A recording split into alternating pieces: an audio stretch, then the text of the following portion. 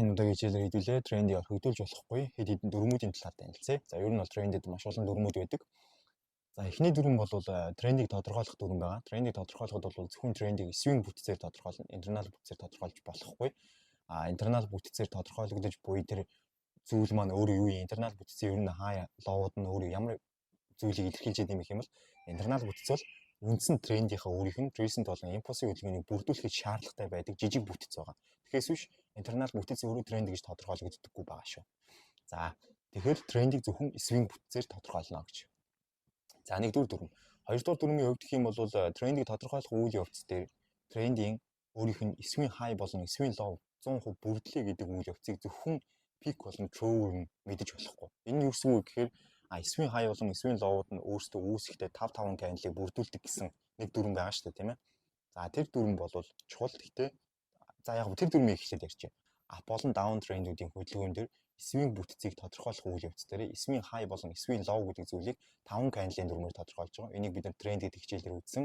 Заавалчгүй пик кандалтай хоёр талдаа 2 кандалтай нийтдээ 5 кандалыг багтаасан байх хэрэгтэй. Хай бол лоу бол өөрөө трүү кандалтай хоёр талдаа 2 кандал багтаасан байх хэрэгтэй. Нийтдээ 5 кандалтай байх хэрэгтэй. Тэгээд энэ зүйлээр заавал эсвийн хай, эсвийн лоу тодорхойлно. За 3 дахь дүрм нь өөрөө юу гэх юм бол жинхнээсээ эсвийн хай болон эсвийн лоу гэдэг зүйлийг зөвхөн 2 дахь дүрмээр тодорхойлохгүй. 3 дахь дүрм нь бол аптрендийн хувьд хай гэдэг тэр хайыг эвдсэний дараа үүсэж байгаа хамгийн доор байгаа лоу бол higher low гэж тодорхойлогддог. Down trend дээр бол lower low гэж үүсдэг шүү дээ. Тэрийг үүсгэхийн тулд ерөөхдөө lower low гэдэг зүйлээ эвдсэний дараа л хамгийн дээр хаагдсан байгаа хайыг lower high гэж үздэг. Энэ дүрм бол маш чухал. Тэгэхээр аптрend болон down trend-ийн хувьд бол эсвийн high, эсвийн low-ыг тодорхойлоход зөвхөн candle-ийн дүрмээр биш. Хамгийн чухал нь ерөөсөө аптрend дээр higher high-ыг эвдэхэд хамгийн доор байгаа low бол higher low байдаг. Жинхэнэ эсвийн low гэсэн. Down trend-ийн хувьд бол higher lower low-ыг эвдэхэд хамгийн дээр байгаа lower high бол жинхэнэ эсвийн high гэсэн үг гэж. Ийм тодорхойлт байна. За энэ дүрмүүд байгаа. Түүний дараа бол чөчөл бол өөрөө трендing эргэлт биш. Чөчөл өөрөө интернал бүтцийн эргэлт, эсвийн бүтцийн эргэлт биш учраас чөчөл бол өөрөө tourism төлөвлөгөөний эхлэл эсвэл tourism төлөвлөгөөний төгсгөлийг л тодорхойлно. Тэгэхээр трендийг эргэж ийн гэж тодорхойлохгүй гэдэг дүрм байна. Дараагийн дүрм нь бол ерөөхдөө эсвийн бүтцийн эргэлт бол өөрөө та ямар трейдер гэдгээс шалтгаалаад, та ямар structure mapping барьж ийн гэдгээс шалтгаалаад эргэнэ. Тэр маань юу гэсэн үг гэх юм бол та аптрендийн хувьд бол сүүлчийн higher low гэдэг зүйлийг эвдэхтэй хөдөлгөөн weaker эвдэх үү, body-гоор эвдэх үү гэдгийг та өөрөө шийднэ. Тэгэхээс биш аль нэг нь туйлын зөв гэж эзэж байхгүй. Окей. За ийм байна. За түүний дараа гэх юм бол өөр тренд дээр орхигдуулж болохгүй дүрм юу байдаг бэлээ. Тренд дээр өөр бас орхигдуулж болохгүй дүрм гэх юм бол трендийн recent-ийн хөдөлгөөн болон impulse-ийн хөдөлгөөн хоёр хоорондоо заавал холбоотой байдаг.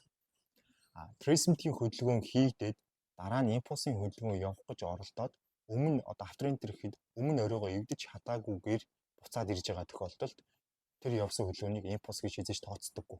Өмнө оройгоо эвдсэний дараа л impulse гэж тооцогдно. Тэгэхээс нааш тооцогдохгүй. Тэгэхээр нэгдүгürt, хоёрдугürt нь бол тэр recent impulse хоёр хоорондоо заавал холбоотой явж байгаа. Тийм учраас recent-гүй impulse-гүй recent гэж байхгүй. Тэгэхээр ерөнхийдөө өмнө оройгоо эвдээгүй байгаа тэр impulse-ийн хөдөлгөөн буцаад ирлээ гэхэд тэрийг буцаад ирж байгаа хөдөлгөөнийг шинэ recent гэж орч хүлээж авахгүй өмнө хөдөлгөөнийхөө recent гэж хүлээж авна гэсэн. Окей. За ийм байна. Тэгээд дараагийн дүрм бол мэдээж recent-ийн хөдөлгөөний төгсгөл өөрөө аптрендийн хувьд бол хамгийн доод лоу дээр өмнө оройг эвдэхээс өмнө үүсэж байгаа хамгийн доод лоу дээр. Down trend-ийн хувьд бол өмнө оройг эвдэхээс өмнө үүсэж байгаа хамгийн дээд орой дээр л үүснэ. Тэгэхээр юу гэсэн үг вэ гэх юм бол яг саяных шиг жишээн дээр буюу аптрend явж байгаад өмнө оройгоо эвдэхгүйгээр тулчаад буцаад ирж байгаа recent-ийн хөдөлгөөн өөрөө өмнө үүссэн байсан лоу-оос доор үүсэх юм бол тэнд жинхэнэ recent-ийн хөдөлгөөний яг нь төгсгөл үүснэ.